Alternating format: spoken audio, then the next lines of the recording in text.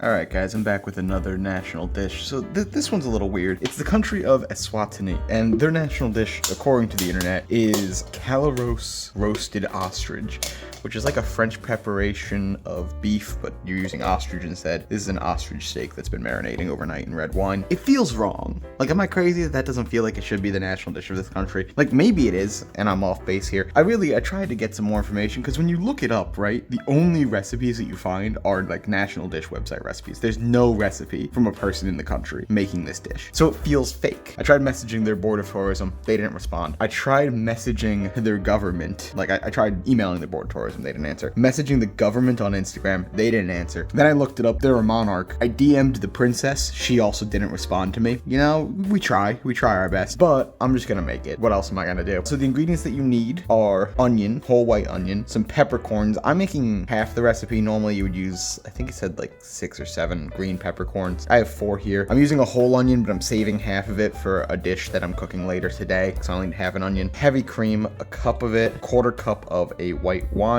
Then you need your ostrich soaked overnight in red wine, and like 5 or 6 juniper berries. All right, Chris from the past here. I understand that I should be taking this ostrich steak, which by the way, it wore off, but this was $28 for this little ostrich steak. And it hurts spending $28 on a piece of ostrich meat when you're at like a premium butcher market where like you could be getting some just absolutely beautiful ribeyes for, you know, maybe like another $5-10 bucks. But nope, I gotta make ostrich. So you gotta marinate this overnight in red wine, which is cool, makes sense. I'm gonna do that. But like also, I gotta steal a sliver of this, right? I just need to know, what does ostrich meat taste like yours? So we're just gonna take that.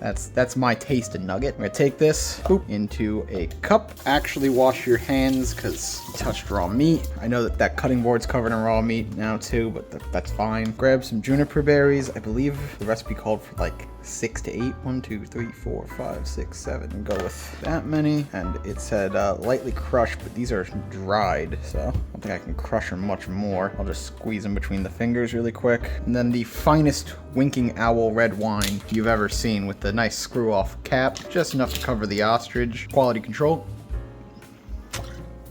Throw a lid on it, give it a little swirl, throw it in the fridge. I'm gonna cook this. Just gonna get a little butter on here, pinch of salt on both sides. No other seasoning. I want to taste the ostrich. Give it a flip with your bare hand. Just ask Google and it said ostrich is served medium rare. So I probably overcooked this actually. Yeah, not bad actually. Oh no, that was so much money worth of ostrich. All right, cheers.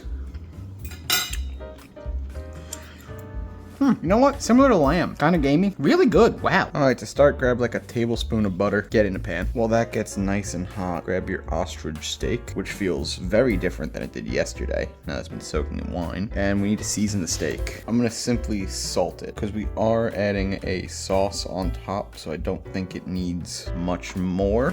The sauce contains pepper too, so. Now you want to get this pan with the butter in it very hot. Use a cast iron if you have one. Ostrich cooks quick. It's very lean, so it's gonna need like, I don't know, maybe a minute on both sides tops, not very long. Okay, now that everything's nice and hot, grab your steak, get it on in there, flip it over. I definitely overdid it. You can see I burnt it slightly, so that's cool. That's super cool.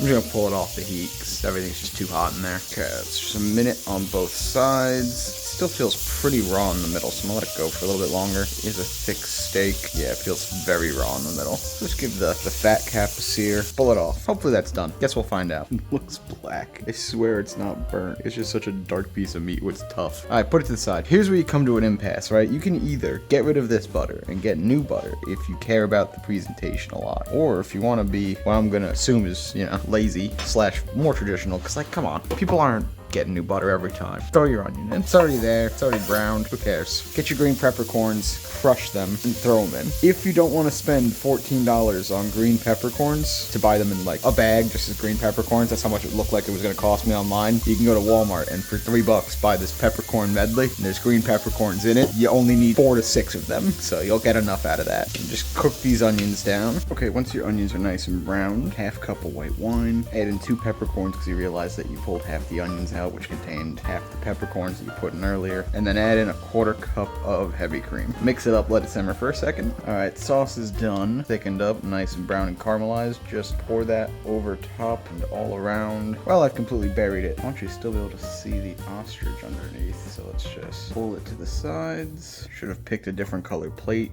Maybe a blacker one for this because it's a white sauce. Wasn't thinking. Get your glamour shots. Let's give it a taste. Grab some of the onion.